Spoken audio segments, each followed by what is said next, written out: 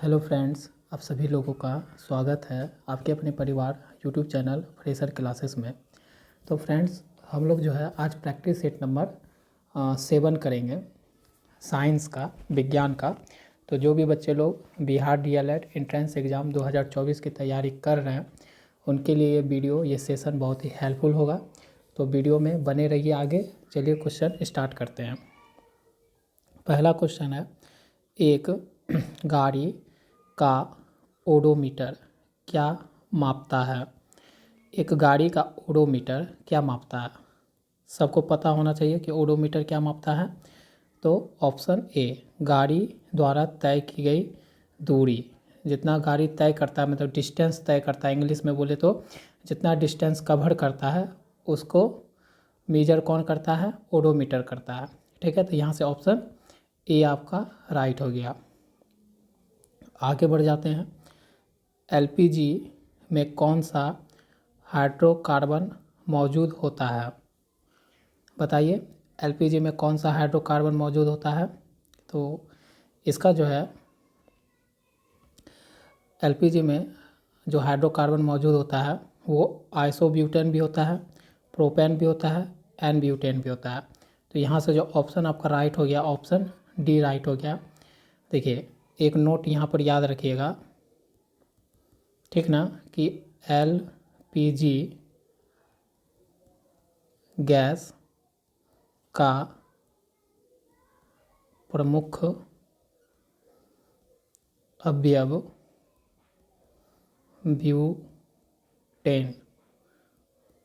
Butane होता है। LPG का प्रमुख अवयव आपसे पूछेगा तो वो ब्यूटेन होता है, जिसमें ये सारे आ जाते हैं, आइसोब्यूटेन, एन ब्यूटेन और प्रोपेन। तो यहाँ से सारे इसमें क्या होते हैं? हाइड्रोकार्बन मौजूद होते हैं एलपीजी में। ठीक है, आगे बढ़ते हैं। तरंग लंबाई आमतौर पर व्यक्त की जाती है। तरंग लंबाई को किस आमतौर पर किस में व्यक्त की जाती है? तो आपका आंसर हो जाएगा एंगस्ट्रम में व्यक्त की जाती है। किस में व्यक्त की जाती है? एंगस्ट्रम में व्यक्त की जाती है। और एंगस्ट्रम को कैसे इंडिकेट करते हैं?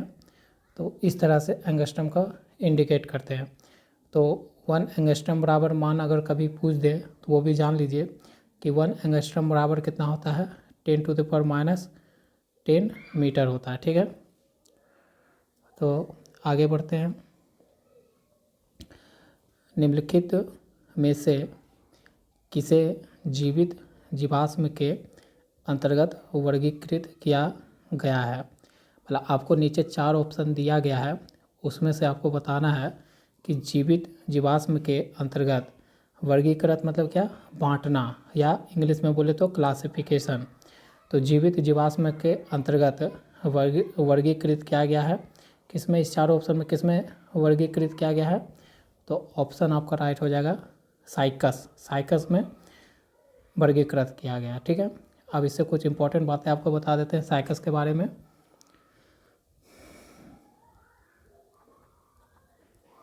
तो साइकस पौधे का जीवित जीवाश्म साइकस कहलाता है। साइकस क्या होता है? तो पौधे का जीवित जीवाश्म आपका क्या कहलाता है? साइकस कहलाता है। ठीक है, और इससे एक और नोट बात जान लेते हैं, क्यों कहते हैं? तो जीवित जीवाश्म पौधे का जो जीवित जीवाश्म होता है उसे साइकस कहते हैं, क्योंकि यह मतलब कौन? साइकस, यह लंबे समय तक जीवित रहते हैं। ठीक है ना, तो ये भी याद रखना है। आगे चलते हैं। सेल के विद्युत वाहक बल की इकाई है। सेल की विद्युत वाहक की इकाई क्या होती है? सेल की विद्युत वाहक की इकाई क्या होती है? सेल मतलब जो आप बोल सकते हो सेल सेल मिलके क्या बनता है, बैटरी। तो बैटरी का बोल रहा है यहाँ पर कि विद्युत इकाई क्या होता है, तो वो आपका क्या होता है, वोल्ट होता है।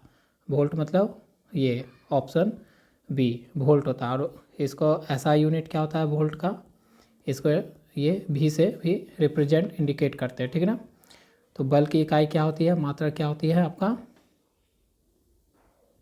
वोल्ट होता है। याद रखिएगा, ऑप्शन बी राइट हो गया। आगे चलते हैं। मानस अभयारण्य भारत के किस राज्य में स्थित है। जो आपका मानस अभयारण्य है वो भारत के किस राज्य में स्थित है, मानस अभयारण्य, तो ये आपका असम में स्थित है, ठीक है। आगे बढ़ते हैं। अगर एक बीकर में समान मात्रा में तेल, पानी और मरकरी को उड़ेला जाए, मतलब एक बीकर ले लेते हैं हम लोग, मान लीजिए बीकर ले लेते हैं, ये क्या है आपका बीकर है, ठीक है ना। मात्रा बीकर में समान मात्रा में तेल, क्या क्या आपको इसमें डालना है, तेल, पानी और मरकरी को उड़ेला जाए, मतलब उसमें क्या किया, इसमें डाला जाए, ठीक ना। तो व्यवस्थित होने के उपरांत बीकर में नीचे से ऊपर की ओर उनका क्रम क्या होगा। जब देखिए तीनों का आप जब इस बीकर में डाल दोगे तो मान लेते हैं कि पानी को, अच्छा पानी को हम नीला ही रहने देते हैं, इससे आपको समझने में इजी होगा। ये हो गया पानी, ठीक है। इसको तेल का रंग चेंज कर देते हैं, तेल का रंग कुछ ऐसा कर देते हैं, ये हो गया तेल, ये हो गया आपका तेल। और मरकरी का भी रंग थोड़ा चेंज कर लेते हैं, ये हो गया मरकरी, ठीक ना। तो इस तीनों चीज़ को एक बीकर में बोल रहा है कि डाला जाता है, तो ठीक है, तो डाला जाएगा। तो बोला जा रहा है कि उड़ेले बीकर में नीचे से, कहाँ से, नीचे से ऊपर की ओर उनका क्रम क्या होगा। तो क्या होगा, तो ये आपको, इसके लिए आपको जानना पड़ेगा इस तीनों का, आपको क्या जानना पड़ेगा, इस तीनों का आपको घनत्व जानना पड़ेगा। इस तीनों का आपका क्या पता करना होगा, घनत्व किसका कम है। जिसका घनत्व कम होगा, जिसका घनत्व क्या होगा, कम होगा, वो कहाँ चला जाएगा, ऊपर में रहेगा। तो इस सब में अगर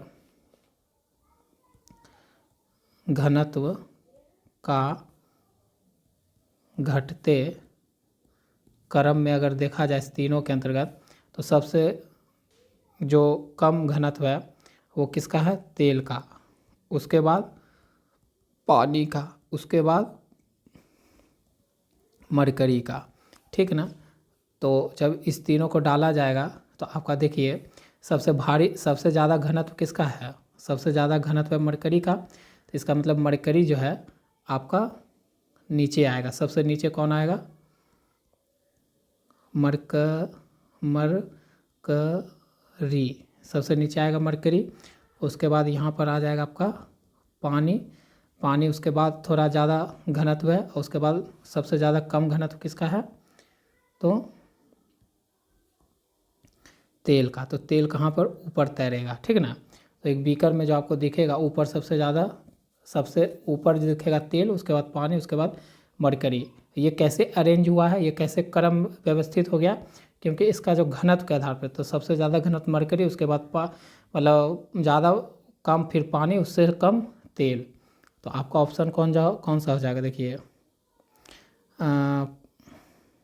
सॉरी तेल नहीं होगा ना, तेल, तेल यहाँ पर दिख रहा है आगे, मरकरी, पानी, तेल, ये हो जाएगा ऑप्शन डी आपका राइट हो जाएगा। क्योंकि नीचे से बोला है ना, नीचे से, यहाँ पर पढ़िए आराम से, नीचे से ऊपर, तो पहले नीचे में कौन आया, मरकरी, उसके बाद पानी, फिर उसके बाद तेल। तो ऑप्शन डी आपका राइट हो जाएगा। अब अगला क्वेश्चन देखते हैं। वह कारक जो वाष्पीकरण, वाष्पोत्सर्जन की दर को प्रभावित नहीं करता, वाष्पोत्सर्जन की दर को प्रभावित नहीं करता, वो कौन है। देखिए हवा का वेग तो करेगा ही, जो हवा बहेगा तो उससे क्या होगा, वाष्पोराइजेशन, इवोपरेशन जो होता है वो तेज़ होगा। कार्बन डाइऑक्साइड भी करता है, प्रकाश की तीव्रता भी करता है। तो कौन नहीं करता है आपका, ऑक्सीजन नहीं करता है, ठीक ना। तो आपका आंसर हो जाएगा ए राइट। आगे चलते हैं। निम्नलिखित में से कौन एक तत्व है, तत्व का मतलब कौन सा इसमें एलिमेंट है, ठीक है। तो देख लेते हैं, सबको जान लेते हैं। जैसे हम यहाँ अगर पत्थर लिख दें, यहाँ पर मार्बल लिख दें, यहाँ पर धोबन सोडा लिख दे, यहाँ पर ग्रेफाइट लिख दे, तो इस सब का अगर हम केमिकल फार्मूला लिखें तो पत्थर क्या है, एक तरह का मिश्रण है, ठीक ना। तो ये तो नहीं होगा, तो पत्थर यहाँ से हट गया, हमको तत्व खोजना है, ठीक ना। मार्बल भी नहीं होगा, क्योंकि मार्बल क्या होता है, इसका फार्मूला CaCO3 होता है, कैल्शियम कार्बोनेट होता है, तो ये भी नहीं होगा। ये तो ये आपका क्या होगा, यौगिक हो गया, यहाँ तत्व बोला है, ठीक है। ये आपका कंपाउंड हो गया इंग्लिश में बोला जाए तो, ये नहीं होगा। धोबन सोडा का भी देखिए फॉर्मूला Na2CO3.10H2O, तो ये भी आपका एक तरह का क्या हो गया, यौगिक हो गया, मतलब कंपाउंड हो गया, तो ये भी नहीं होगा, सॉरी ये भी नहीं होगा। तो आपका जो सिंगल बच गया वही आपका क्या हो जाएगा, आंसर हो जाएगा। तो आपका ग्रेफाइट क्या है, वो आपका तत्व होगा, ठीक है। ग्रेफाइट आपका क्या होगा, तत्व होगा, ठीक है। आंसर हो गया ऑप्शन डी। आगे बढ़ते हैं। निम्न में से कौन सी प्रजाति भारतीय मधुमक्खी की नहीं है। ध्यान दीजिएगा, आप जब भी क्वेश्चन पढ़ते हो ना, तो नहीं वाला क्वेश्चन एक बार ऊपर वाला जो दिया रहता है वो ज़रूर पढ़ो और उसको समझो, क्योंकि आपको क्या करता है, बीच में नहीं दे देता, और हम लोग का एक आदत हो जाता है हमेशा हाँ हाँ वाला, तो हाँ वाला मार देते हैं और क्वेश्चन में रहता है नहीं पूछे रहता है, तो इससे हमारा बहुत डाउट हो जाता है। तो इसलिए ये एक बार ऊपर वाला सेंटेंस जरूर पढ़ा करो। तो क्या बोल रहा है, निम्न में से कौन सी प्रजाति भारतीय मधुमक्खी नहीं है, मतलब इंडियन बीज नहीं है, कौन सा। तो इसमें आपका जो ये है एपिस मेलाफेरा जो है, ये आपका भारतीय मधुमक्खी, ये जो है आपका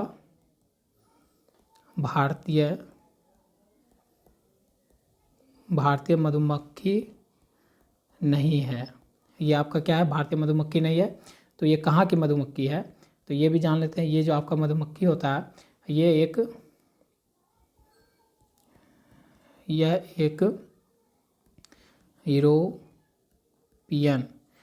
एक यूरोपियन मक्खी है, ठीक है। और जो आपको देखने के लिए कहाँ मिलता है, इसका जो विस्तार है आपको ऑस्ट्रेलिया या अफ्रीका में ज़्यादा करके देखने को मिलता है, ठीक है ना। तो ये बातें भी आपको याद रखनी है। आगे चलते हैं। अब हमारा अगला क्वेश्चन है, शुद्ध पानी का प्योर वाटर, क्या प्योर वाटर, जिसे हम क्या बोलते हैं, शुद्ध पानी का पीएच मूल्य क्या है। तो इसका पीएच मूल्य क्या है, 7 है। अच्छा, एक बात हमको याद आया दोस्त, कि मैं जो है कल जो है आपका प्रैक्टिस सेट नंबर साइंस में जो प्रैक्टिस सेट नंबर आपको 6 करवाया था, उसमें भी पीएच स्केल के बारे में एक क्वेश्चन था, ठीक ना। तो वो क्वेश्चन मैं क्या किया, जब उसका मैं पीएच स्केल का रेंज बताने लगा, तो वो मुझसे क्या हो गया, मिस्टेक वाइज गलत मैं उसको आपके साथ डिस्कस कर दिया। तो उसके लिए दिल से सॉरी, माफ़ी करिएगा, माफ़ दे दीजिएगा, क्योंकि मुझे मिस्टेक हो गया, ठीक ना। वो मैं आपको गलती से गलत डिस्कशन कर लिया आपके साथ, तो पीएच का मान मैंने रेंज जो है गलत बता दिया था। तो उसके लिए वेरी वेरी सॉरी, और उसको मैं अभी सही कर लेता हूँ। इस क्वेश्चन में आपको मैं वो भी बता देता हूँ, ठीक ना। तो देखिए, तो प्योर वाटर का पहले शुद्ध पानी का जो पीएच मान होता है वो मैंने आपको बता दिया कितना होता है, 7। तो यहाँ से ऑप्शन ए राइट हो गया। अब देखिए, ये पीएच स्केल का एक रेंज बता देता है आपको। मान लीजिए ये आपका पीएच स्केल है, ठीक ना, उसका रेंज है। तो मान लीजिए यहाँ पर क्या है 0, तो 0 के बाद इधर जो बढ़ेगा ना, तो ये जैसे बढ़ता है 1 2 3 4 5 6 7, और इधर क्या होगा घटेगा, तो इधर घटेगा, तो इधर भी कैसे ऐसे लिख देना 1 2 3 4 5, इस तरफ घट रहा है और इस तरफ क्या हो रहा है बढ़ रहा है, ठीक ना। इधर बढ़ने का मान लीजिएगा, इधर क्या आ गया बढ़ते हुए, इधर क्या हुआ घटते हुए, ठीक है। इधर आपका है घटते हुए, इधर आपका बढ़ते हुए, ठीक है। तो याद रखिएगा कि जब हमारा 7 से, जब हमारा, अच्छा ये पीएच स्केल में सही नहीं बना पा रहा हूँ, पीएच स्केल यहाँ से कुछ ऐसे 7 से बनेगा, सॉरी ये इसको मिटाइए, यहाँ पर रहेगा 7, ठीक है। इसके आगे मान लीजिए 8 9 10 11 ऐसे से बढ़ेगा, इधर क्या होगा 6 5 4 3 2, ठीक है। इधर क्या होगा 7 से घटेगा, तो 7 पे तो क्या है हमारा प्योर पानी का पीएच स्केल है, मतलब यहाँ पर पीएच स्केल क्या होता है एकदम प्योर होता है। लेकिन 7 से जैसे हम नीचे की ओर बढ़ेंगे ना, नीचे की ओर घटेंगे, तो हमारा जो भी यहाँ पर, जो भी हमारा यहाँ पर क्या होगी पदार्थ होंगे, जो भी हमारा यहाँ पदार्थ होगा उसका जो नेचर होगा, उसका जो प्रकृति होगी, उसकी क्या होगी प्रकृति होगी, मतलब नेचर होगा, वो कैसा हो जाएगा एसिडिक हो जाएगा, मतलब अम्लीय हो जाएगा। कैसा हो जाएगा अम्लीय हो जाएगा। जब कब 7 से नीचे की ओर जब घटेंगे, तो हमारा जो कोई भी पदार्थ है उसका जो प्रकृति हो जाएगा वो कैसा हो जाएगा अम्लीय हो जाएगा, ठीक है। और जब हम 7 से आगे ऊपर की ओर बढ़ेंगे, जैसे 8 9 10 ऐसे बढ़ेंगे, तो हमारा जो पीएच स्केल का मान है, तो हमारा यहाँ पर जो पदार्थ का जो प्रकृति है, वो जो पदार्थ का प्रकृति है वो कैसा हो जाएगा बेसिक हो जाएगा। बेसिक मतलब हमारा क्षारीय हो जाएगा। कैसा हो जाएगा क्षारीय हो जाएगा। तो आशा करता हूँ कि मैं आपको जो मिस्टेक मैंने पिछले वीडियो में किया उसको मैं यहाँ सुधार कर लिया हूँ, ठीक ना। तो और धन्यवाद। जो भी देखिए मैं भी इंसान हूँ, गलती हो सकता है, तो गलती ही हुआ होगा उस दिन, ठीक है, वीडियो बनाते बनाते। तो देखिए मुझे जो है दो स्टूडेंट जो है कमेंट किए और मुझे बताए, तो इसीलिए बोलते हैं कि आप लोग ज़रूर, मैं अगर कहीं गलती करूं तो आप कमेंट करके मुझे बता सकते हो कि मैं कहाँ गलती किया। तो जिसमें देखिए एक भाई है IKIR कुछ नाम से है उनका यूट्यूब चैनल, तो वो हमको बताया इस गलती पकड़े, ठीक है। और एक थे MD अरबाज, ठीक है, मंसूरी। तो एक जो मोहम्मद अरबाज जो है वो हमको बताया कि आप पीएच स्केल का जो वैल्यू है, रेंज है, वो गलत बताया। तो इसके लिए दोनों को धन्यवाद कि मेरे मिस्टेक को पकड़े और मुझे सूचित किए कि मैं गलती ठीक कर सकूं। तो दोनों को धन्यवाद। तो आप लोग भी कुछ गलती हो, कुछ आप सजेशन देना चाहते हो तो ज़रूर कमेंट करो, ठीक है। आगे बढ़ते हैं, ठीक है। अब देखिए तार का विशिष्ट प्रतिरोधी निर्धारण करता है। तार का विशिष्ट प्रतिरोध निर्भर करता है, निर्भर। तो जो आपका तार का जो कंडक्टर का विशिष्ट प्रतिरोधी, जिसे आप क्या बोलते हो इंग्लिश में रेजिस्टिविटी बोलते हो, और दर्शाते कैसे हो रो से। तो ये बोलता है ये किस चीज़ पे डिपेंड करता है।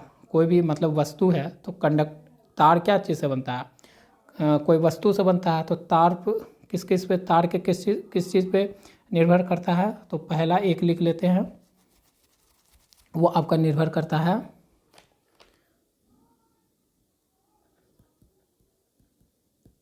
तापमान पर, और दूसरा क्या चीज़ पे निर्भर करता है पदार्थ की प्रकृति पर, मतलब पदार्थ की नेचर पर। दो चीज़ पर निर्भर करता है, ठीक है ना। तो इसमें देख लिए क्या है तार की, यहाँ पूछा किस पे निर्भर करता है, तो तार की पदार्थ प्रकृति पे है, तो यहाँ पर ऑप्शन ए राइट हो गया।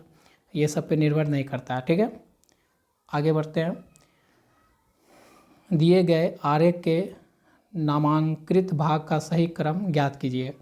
ये आपका भाग दिया हुआ है, इसका एक मतलब ये आपको बायोलॉजी का जीव विज्ञान का है। तो इस आरेख का जो भी नाम है, इसका जो पार्ट का नाम है वो यहाँ से जो सही क्रम है उसको चूज करना है, ठीक है ना। तो देखिए ये जो 4 नंबर ये तो हमको सीधा पकड़ा रहा है कि ये क्या है, पूंछ है। तो देखिए सब में पीछे पूंछ है।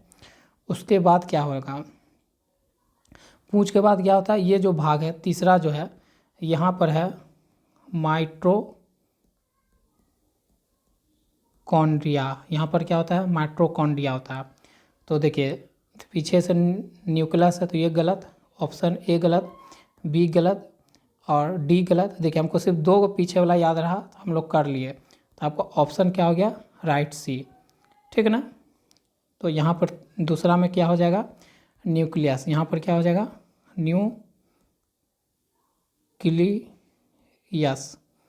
और हमारा पहला में क्या हो जाएगा, एक्रोसोम, एक्रोसोम, ठीक है।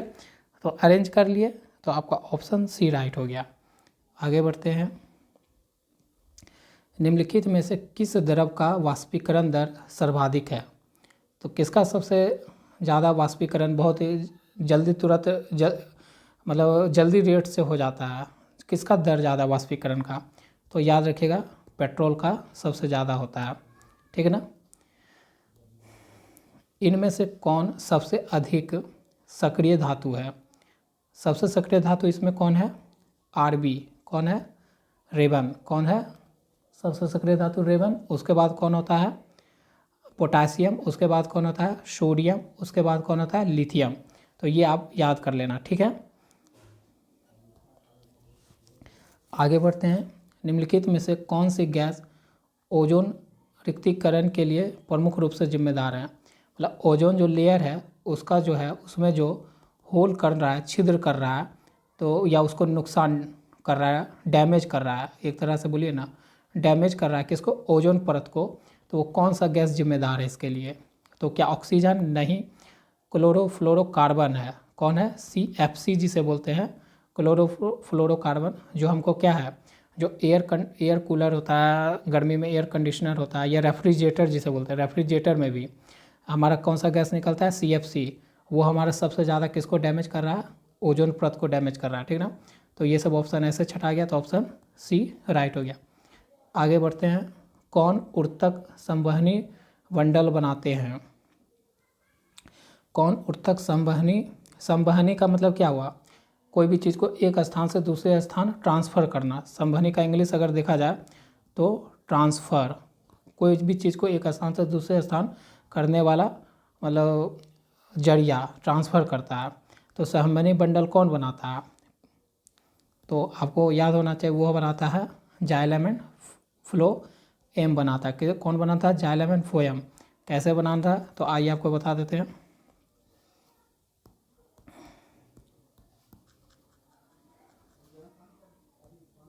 देखिए मैं यहाँ से लिखता हूँ जाइलम।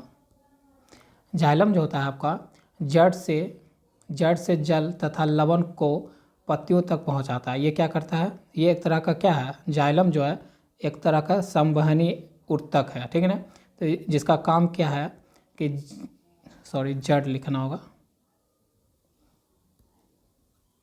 जड़ से जल तथा लवण, जड़ से क्या लेता है, जड़ तथा लवण को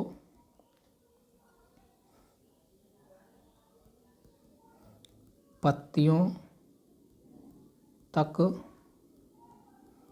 पहुंचाता है, ठीक है। तो ये देखिए संवहनी का काम करता है ना जाइलम, जड़ से क्या करता है, जल लेता है, लवण इकट्ठा करता है और को पत्तियों तक पहुंचाता है पेड़ पौधे में, ठीक है।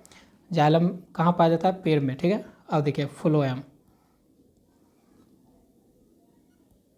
फ्लोएम भी संवहन का काम करता है, संवहनी का काम करता है। तो ये क्या करता है, इसका क्या काम है,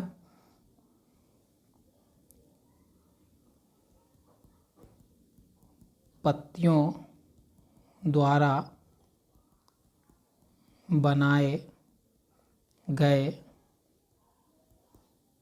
भोज्य मतलब खाना को या फूड को जो भी पत्तियां द्वारा सूर्य के किरण के प्रेजेंट में उपस्थिति में जो ये खाना बनाता है, ठीक ना, कौन, पेड़ पौधे, तो वो क्या करता है, फ्लोएम उस भोज्य पदार्थ को क्या करता है, भोज्य पदार्थ को पौधे के सभी भागों तक पहुंचाता है। ठीक है, ये काम कौन करता है, फ्लोएम। तो इसलिए दोनों मिलके, यहाँ बंडल पूछा है तो दोनों मिलके किसका काम करता है, ऊतक संवहनी का काम करता है। तो आपका यहाँ से ऑप्शन डी राइट हो गया। आगे बढ़ते हैं। एक वस्तु x, कोई वस्तु है उसका नाम दे दिया x, ऊंचाई से मुक्त रूप से गिर रहा है, मतलब ऊंचाई से मुक्त रूप से, मान लीजिए ये ऊंचाई है, यहाँ से मुक्त रूप से ये जो x वस्तु है वो नीचे की ओर गिर रहा है, ठीक ना, गिर रहा है। तो आधी ऊंचाई तक आने के पश्चात, आधी ऊंचाई मतलब क्या, ये पूरा हाइट मान लेते हैं कि आपका h है, तो आधी ऊंचाई गिरने के बाद अब यहाँ क्या बता, h/2 ऊंचाई बचा। मान लीजिए यहाँ से यहाँ h/2 और यहाँ से यहाँ h/2 गिर चुका है। तो h/2 जो आधी ऊंचाई तक आने के पश्चात उस वस्तु में क्या होगा, स्थितिज ऊर्जा कम एवं गतिज नहीं, केवल गतिज नहीं, आधा स्थितिज ऊर्जा एवं आधा गतिज ऊर्जा, केवल स्थितिज ऊर्जा, केवल वाला तो नहीं होगा, तो इसमें आधा स्थितिज ऊर्जा भी होगा और आधा गतिज ऊर्जा भी होगा। तो ऑप्शन सी हो जाएगा, ठीक है ना। आगे चलते हैं। कोशिका का नियंत्रक केंद्र होता है, कोशिका का नियंत्रक केंद्र कौन होता है, बता दीजिए, कोशिका का नियंत्रक केंद्र कौन होता है, तो आपका नाभिक होता है। कौन होता है, नाभिक होता है। कोशिका को जो नियंत्रक केंद्र होता है वो कौन कहलाता है, आपका नाभिक कहलाता है। अब इससे जुड़ी हुई नोट बात याद कर लीजिए नाभिक से, कि बिना नाभिक के कोशिका का जीवित रहना संभव नहीं है। अगर मान लीजिए क्या बोला कि बिना नाभिक के कोशिका का जीवित रहना संभव नहीं है। जिस कोशिका में नाभिक उपस्थित रहेगा, मतलब अप्रेजेंट रहेगा, मतलब प्रेजेंट नहीं रहेगा, तो उस कोशिका का क्या होगा, जीवित रहना असंभव है। तो ये भी बात जरूरी है, इसको भी आप नोट कर लीजिए। तो इस तरह से आपका साइंस का प्रैक्टिस सेट नंबर 7 का 20 क्वेश्चन कंप्लीट हुआ, जो आपका प्रीवियस ईयर पे बेस्ड है। तो जो भी बच्चे वीडियो से जुड़े और अंतिम तक बने रहे, तो वो ज़रूर चैनल को सब्सक्राइब करिए और बेल आइकन नोटिफिकेशन का प्रेस करिए, जिससे कि आपको वीडियो अगर डले तो आपके पास पहले उसका नोटिफिकेशन पहुंच सके। ठीक है, मिलते हैं आपसे नेक्स्ट वीडियो में। आज के लिए बस इतना ही, धन्यवाद।